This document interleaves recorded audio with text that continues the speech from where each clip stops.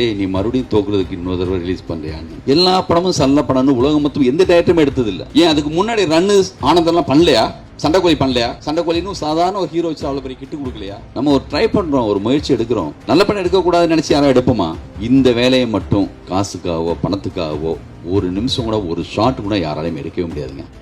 நாங்களே ஏமாந்துடுறோங்க. உங்களை ஏமாத்துறதுக்காக படம் எடுக்கிறது இல்ல. ஒரு வார்த்தையில ஒரு படத்தை எல்லாம் காலி பண்ண முடியுமா என்ன?